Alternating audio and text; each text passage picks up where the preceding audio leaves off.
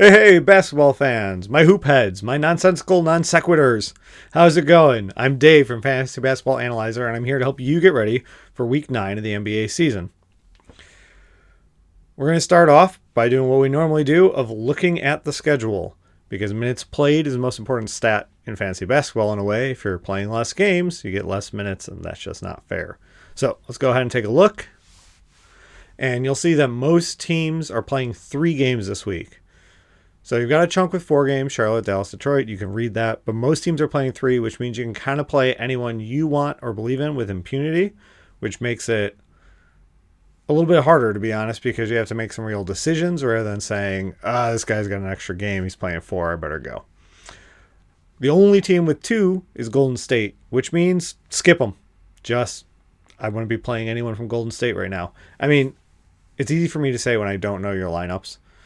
So if you've got Russell, who's been playing well, this could be an okay week, but he's only got 2 games. If it's a locking lineup, if your league locks, like a lot of mine do for the whole week, 2 games just isn't worth it.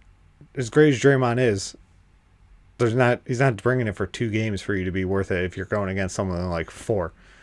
OG Anunoby, 4 games. Versus Draymond 2, that should be actually pretty easy in my opinion. Unless you're trying to target specific stats like assists and you really need that edge. But 2 games and an assist, I feel like you can probably go get someone off of Charlotte on the waiver or something like that to try and get you equal. Maybe not. Assists are a little bit hard to come by. All right. We've looked at the strength. We've looked at the games that are going to be played. Now we need to get in the strength of schedule because this week, like I said, it's really made where the decisions are. But I kind of just dove into this week's video. And we didn't even talk about the beverage of the week. I can't say but first beer because it's not first anymore. So, the beverage of the week. So, I wanted to get something ready for the show. And I went and found this on the door of the fridge. Wasn't necessarily expecting it. It's weird. It doesn't really have like an intense flavor. It's kind of forgettable. It's good. It's refreshing. But, I don't know. It reminds me of Bud Light a little bit. Like, it's kind of useless, kind of flavorless. It just sort of exists. So, I'm sorry. Wait, what's that? Oh, I'm drinking water. This is water, not beer. So, it's just like Bud Light, but without the empty calories and uselessness. Okay, cool. Now that I shit all over them, let's go ahead and look at the strength of schedule for this week. Let's start by taking an overall look at the whole league and see where our defensive...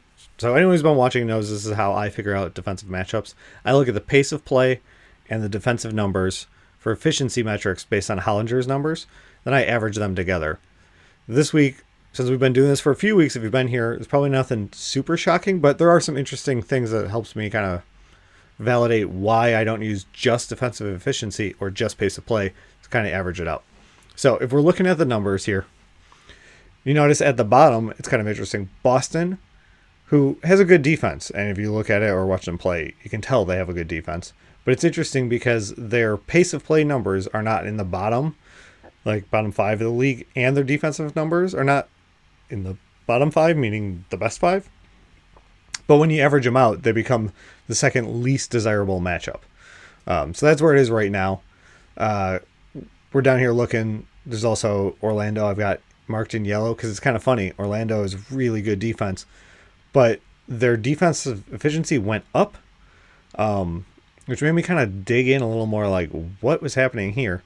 When they played the bad teams, the teams that have no defense on their own that were really scoring, I mean, I guess I'm including Phoenix in there, and that's not fair. Phoenix has a defense.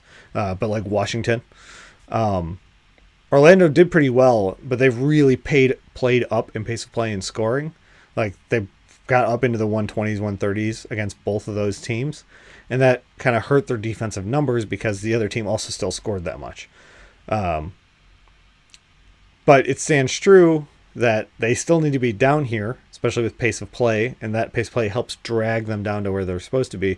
Because if you look at a matchup against like the Lakers that they just had last week, you get to where neither team was breaking 100. LeBron still did great. He still had his triple-double.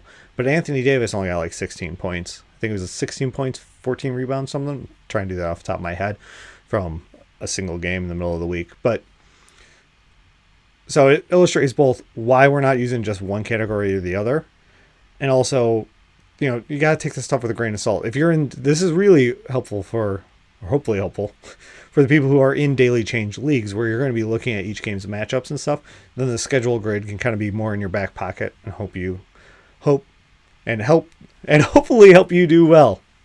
Well, that was interesting. I'll try that again. Hopefully help you do well. We'll leave it all in. It's fine. So you want to be able to look at the overall standings in the leagues and kind of target the matchups that you want and stuff like that. But none of it's necessarily a stay away unless you're getting a few of these in the same week, and it's helping you try and make the tiebreakers between those bench guys that you fill in at the utility and forward and guard spots. Others of note that I just think are kind of interesting in here is Milwaukee in particular has the highest pace of play in the entire league right now, but they also have a dominant defense, which again kind of pulls them together and puts them in the middle.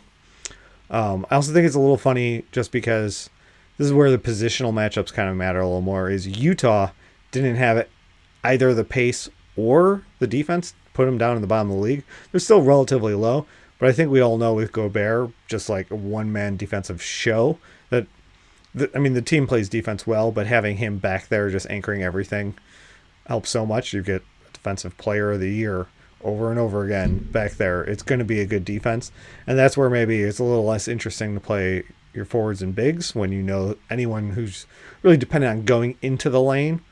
Even someone like Giannis, who goes into the lane a lot, is going to be going in and facing Gobert, and there's going to be some issues there. But number-wise, they don't really drop here. So I had to use a little executive oversight, and when I started marking up the schedule, I just marked some teams that I thought games that need to be called out as a down spot or a bright spot. Games I could be interested in, but based on these numbers, they didn't necessarily match the criteria of me highlighting the top 4 and bottom 4 and that.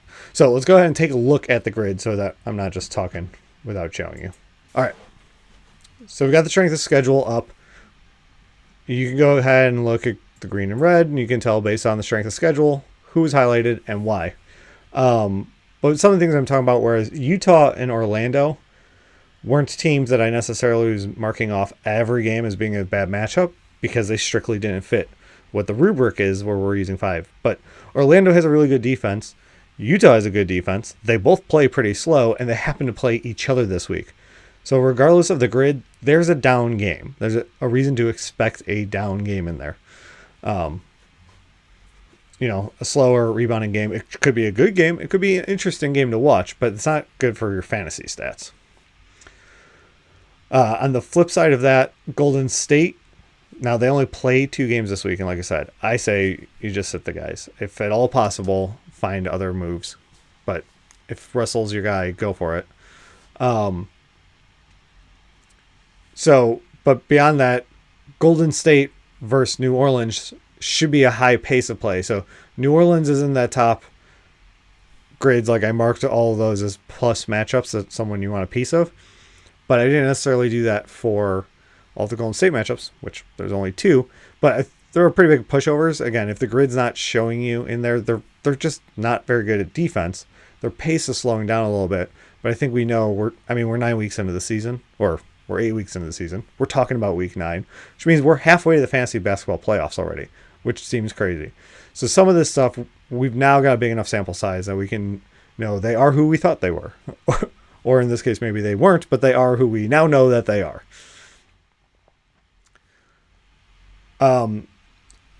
Switching from strength of schedule over to the back-to-backs. It's funny, the back-to-backs I first started doing as a reaction, like a warning to players who had Kawhi and stuff like that, and they were nervous about players getting rested, maybe LeBron and AD down the stretch. But it's also becoming more apparent, and something I kind of knew but didn't think about, is that for people in daily change leagues and stuff, back-to-back's really helpful for you. It's not a negative, it's a positive because you're picking up players in streaming. So I still did the schedule and went ahead and marked them red, but something else I did, in case it helps, was I started looking at next week Monday, just comparing it to Sunday to get some of those extra back-to-backs. So if you see on Denver's schedule, Indiana's schedule, and Toronto's schedule, They've all got put the little star in there and marked them red. It's the first game of a back-to-back. Before, I just wasn't considering looking forward one more in case that was affecting anyone resting or anything like that. But beyond that, I feel like you can see a lot of this for yourselves. Phoenix plays 2 sets of games, both back-to-backs, which is a little funny scheduling. But not as funny scheduling as Atlanta. I don't know what the league was doing. Atlanta has to go to the Knicks, play at Madison Square Garden. Then they go back home to play Utah. And then they go back to Brooklyn to play on Saturday. They couldn't just keep the team in New York to play the 2 games. They're going to play twice in the same week and travel back and forth. I mean, the NBA and the team makes plenty of money. I suppose a few $1,000s here and there, but there's jet fuel and the earth we all live on. That I don't know. It's a complicated thing making the schedule, but it stood out to me that they're playing 2 away games in New York and not a back-to-back. Not even they've got a home game in the middle. It's just kind of one of those anomalies. All right, I kind of flew through some of that stuff with a little tangent here and there. Hope that helped you get ready for week 9. We're also a good ways into the season, and I'm getting some more subscribers, and I'm glad to see the audience growing. So I also want to open up the idea of I'm trying to put this out Sunday, and usually a little earlier than this one gets out, to help get you guys ready for next week. Would earlier be better to help people who are looking at waivers and trying to stream for next week? Should I be targeting a Saturday or Friday release? Are you looking for the injuries to come back or certain injury stuff to come in, like the fact that Luka went down and they said it's not so bad, that he's only going to miss a couple of weeks. So that really means January, consider him out for the rest of December. They were saying sometimes after Christmas. That doesn't really make sense to me. So I would target a January release. So you got to get by for 2 weeks without Luka, maybe 3. Luckily, if you looked at Dallas's schedule, they actually have a pretty rough strength of schedule for this week, even though they're playing extra. So maybe that hurts you a little bit less. All right, once again, I'm Dave for Fantasy Basketball Analyzer. Thanks for watching. Please like and subscribe to the video and go out there and win your week. Have fun, everybody.